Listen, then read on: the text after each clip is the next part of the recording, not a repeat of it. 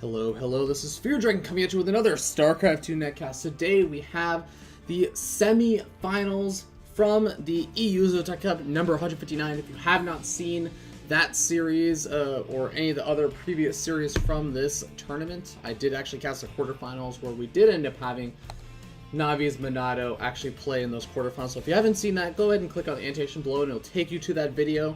But if you're still around, I'm going to assume you have or you don't care. We're going to go ahead and jump in and introduce these players. As we spawn down here in the bottom left-hand corner of Daybreak, on top of the red Terran player, is going to be representing Team Against All Authority. It's going to be the French Terran aAaMarineLord. And he's actually a slightly lesser known player, has been playing for quite some time, since May of 2011 when he started out as a lowly bronze, or sorry, actually, no, sorry, not a bronze level player. He started off as a platinum level player, but has since made his way up, joined multiple teams, and really improved. So he's going to still be the underdog in this game against his opponent. Spawning up here in the top right-hand corner as the yellow Zerg. He's going to be representing Team Navi, and just actually made it past the quarterfinals, which I actually did cast, so you can go ahead and check that out. And in fact, you can even go ahead and check out his stream, as well as it looks like aAaMarineLord's Twitter account. But you know what? This Zerg player over here is going to be NaviMinato.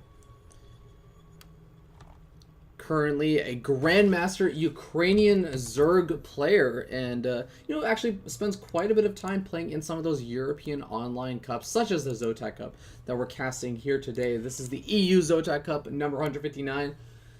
Always wonderful to see those ZOTAC Cups going on, and I highly recommend, actually, if you're an aspiring pro player, to go ahead and check out some of those actual cups, like ZOTAC Cup, as well as, I think there's another one, Go For SC2 Cup, also a fantastic cup that you can actually go ahead and play in. You get to play against high-level players such as these two. But, speaking of these two players, we do see pretty, actually, greedy-looking builds coming out of both these players. Minato going for a fairly late pool after going for both the hatchery and then droning up a bit before he even throws down that spawning pool. And in the meanwhile, aAaMarineLord actually going for that expansion first, the CC first, then adding on that eventual barracks. And of course, Minato going to be scouting out everything. Actually, you might be wondering why his name says FXO Minato instead of just Navi's Minato. Well, that's just because Minato used to be on Team FXO, but FXO did end up merging with Navi, actually found out. So that's kind of why he's actually on Team Navi. He actually just merged with the rest of Team FXO, so that is why he still is in the clan FXO. Probably just hasn't gotten around to switching off that clan name or anything, or getting a name change. Those can be quite a bit annoying to do. But yeah, I'm kind of curious to see how these two players are going to play this out. Both of them opening up very, very macro-esque. Both of them wanting to take this to the late game. Now they're really, playing too safely. We can see this bunker is actually going up pretty late in terms of when it could have gone down, in case he was worried about any kind of bust from Minato. I mean, he scouted out with this SCV over here sitting at the watchtower, but he saw, hey, everything looks pretty good. That spawning pool finishes it up around a nice time. He sees the expansion already finished up, so he knows a hatchery first. So he knows, hey, I'm not going to immediately die to anything. Two gas guys are going to be taken by Minato, so he's going to actually be able to start teching up to an immediate lair very, very soon, actually, before he even decides to take that third expansion. So curious what he's going to be doing with that. If he decides to go for something like that, could actually go into some very fast Mutalisk play, or just being some kind of crazy aggressive play after that fairly economic opening. But in the meanwhile, aAaMarineLord pretty content to just sit back and make some SCVs and chill, man. I mean, he doesn't really have a whole lot to do right now. Just going to be making supply depots. I mean, you might as well be expecting aAaMarineLord to be thinking, oh, well, I'm just playing a practice game against a very easy computer, right? You might as well throw down a third command center, get out some of those reactor Hellions. And these reactor Hellions are honestly probably going to be the first real interaction between these two players. Even the scouting worker is not really doing too much, and I love this little play from aAaMarineLord. Actually, this is, for those of you who don't know, you need to actually take off your mules from those close mineral patches, because if you leave them on those close mineral patches, they will actually die with minerals in their hand, completely wasting them. I mean, that's actually quite a bit, and if you count up all the mules that you end up using throughout an entire game, it actually ends up factoring to be quite a few minerals, and it can be, those small little things that push you ahead from your opponents. In the meanwhile, we do see that very fast lair I was talking about, and actually These two extractors also going down. The Hellions in the meanwhile going to be poking, going to see, hey, there's a double evolution chamber down. Now he is going to be wondering, is that just for a wall off, or are there any actual research coming on these two evolution chambers? We do see +1 melee attacks going down, and actually just now starting a +1 carapace upgrade. And I kind of like that Marine Lord is moving around, maybe just hunting around to make sure that there are no Zerglings and whatnot on the map, making sure that he has total map control with these Hellions, trying to shut down some of that vision, because I mean, with these overlords, it's going to be annoying to try and shut down vision anyways, but you might as well make sure there's no Zerglings that could potentially run by, cause a little bit of havoc and whatnot.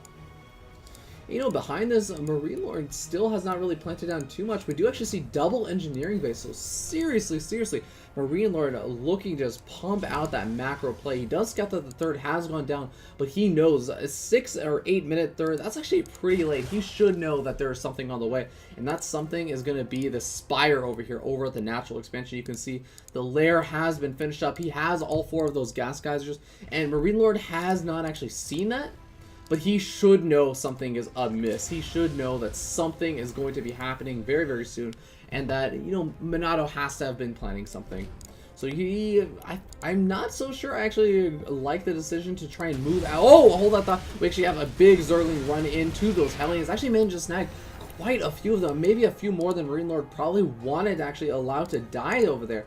So that's going to be very, very annoying. He wants to have those Hellions out to just shut down that creep spread, as well as those Zerglings, from really being able to run across the map. It looks like the Zergling's going to be going in again to try and snag those Hellions to the watchtower, but this time Marine Lord is on top of it. He's going to be getting some great shots off on those Zerglings, even going to be making them run a bit around, making sure that he actually has a little bit more room. But oh my god, we might actually see a Zergling surround over here as the Zerglings come in from this side. Not quite getting it though. The Hellion's actually cutting a little bit of a corner over there. He does end up losing one of those Hellions in one of those shots fired, but he has actually been able to just delay these Zerglings from being able to do too much on the map. And then Widowmine, it's going to go off and manages to snag a good 6 Zerglings, and it looks like a couple of those Zerglings do end up going back. Looks like they want to try and take out that Widowmine, as we can see over here. Just 2 Zerglings, and they do still need that Overseer though to really be too effective. In the meanwhile, these Zerglings going to be coming over here. It looks like there is an Overlord somewhere behind this command center, just actually hiding behind the command center, just saying, well, what are you talking about? The command center is spewing the creep. You're the one that won't let yourself land, man. And I'm sure that this is not going to be a trick Marine Lord will fall for too long, but he does need to clean that up, and just being able to deny that third for quite a bit of time is going to be very, very beneficial for Minato, because, I mean, you think about how late his third has been. He really hasn't had the opportunity to drone up that third expansion. In fact, he's only just now actually getting up those 2 extractors. We do end up seeing Overlord does get taken out by a handful of Marines, and that is going to allow the command center to eventually land. But, I mean, first are going to come in all of these Zerglings, and you know, Minato did see that, in fact, the refinery was going down, so he can actually pick off that SCV, be a little bit extra annoying to his opponent, and does actually have that Overseer along with his army. That's going to be very, very important. He does not want to lose a ton of those Zerglings to a Widowmine or something crazy like that.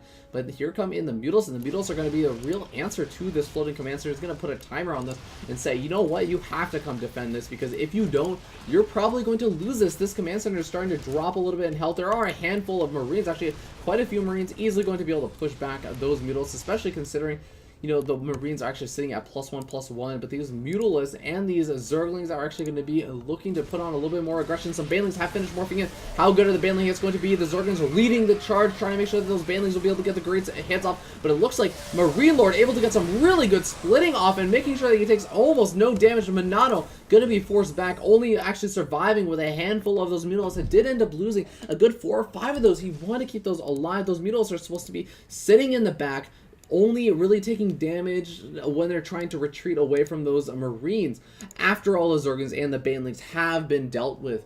And Marine Lord really just doing a fantastic job splitting and then target firing down all those Banelings, and that really just allowed him to take a very favorable engagement, where now, I mean, you can see he's up 20 supply. He has his third very much up and running, just needs to get up that I guess 6th gas geyser, as he's going to be planting down a couple of extra turrets, getting up a nice little wall in to help deal a little bit with those Zergling run-bys, has a Widowmine ready to just prevent any kind of additional Zergling run-bys, or maybe even some Mutalist play that gets a little bit too greedy in terms of their movement patterns. So Marine Lord really looking to be in a fantastic position in this game, but you do have to remember that Minato has actually got some pretty good upgrades going right now. He's just finishing up +2 melee attacks. Going to be trying to do a little bit of harassment over here, but finds, yeah, bunker with that complete wall. It's going to be very, very difficult to actually break through.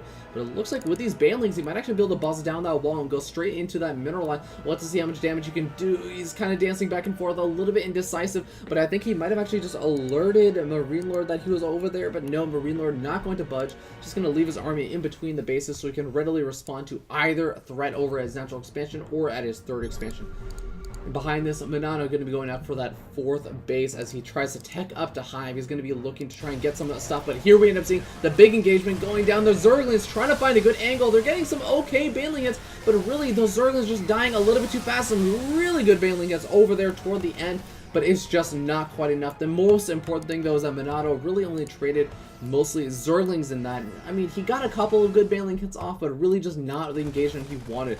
He managed to get those Mutilis alive, also good, but is it going to be enough? Now this 4th expansion is going to be very, very vulnerable just because, you know, Minato has lost so many of those Zerglings. He doesn't have any kind of buffer for any additional Mutilis damage as well as any additional baneling damage. So now this 4th is going to go down, and it looks like MarineLord even realizes how good of a position he's in. He's just going to go ahead and pre-split and then probably retreat out. I'd actually love to see him maybe just retreat out because I'm sure he's expecting Minato to just be making non-stop units over here. He needs to be a little bit careful because he's on creep right now. That means that all those Zerglings and those Banelings are going to be able to get some great hits off, but a really good splitting and stemming back. It looks like he managed to keep a majority of his Marines alive, but it looks like just barely. These mules are going to be able to clean up the remaining Marines and Marauders and I guess not quite the medevacs, but you know, still Minato able to clean up a substantial portion of MarineLord's army. I feel like MarineLord did overcommit just a little bit over there. You have to be careful when you're on creep because you have to remember those Zerglings and those Banelings are going to be moving a little bit faster. You have a little bit less time to split, and you have a little bit less time to deal with those Banelings. And oh no, Minato almost losing 1 or 2 of those Mutilis actually over there and trying to pick off a Widow Mine, but does end up losing a Mutilis in the process. So, you know, a little bit of a trade here and there. Not sure if it was worth it or not, but Minato definitely felt like it was worth it, I suppose.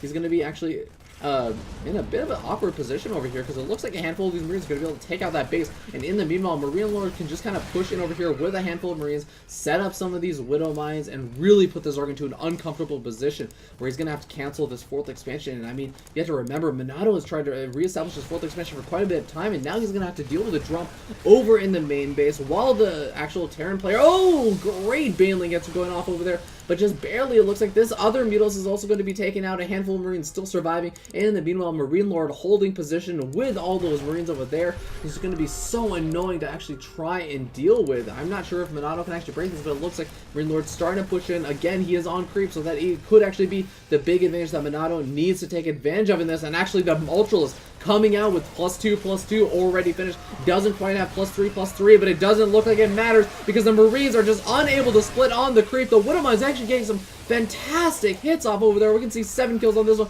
24 kill Widowmine. This one is a commander. I don't know what it's commanding. I thought it was autonomous, but it doesn't seem to matter. It's going to be commanding an army nonetheless. And in the meanwhile, the Marines are starting to get picked off. A handful of Zerglings are starting to come back in. But again, the story is going to be these great Widowmine placements, this depth that MarineLord has set up for these engagements. Even though he's taking so much damage from these Ultras, the Ultras really what's saving Minato right now. But I feel like Minato, with this reinforcing army that he has over here, is easily going to be able to push back against those Ultralists. And now we can even see some of those Widowmines are actually going to be coming off of cooldown. This one has already come off of cooldown very, very recently. Actually probably managed to get a couple of hits.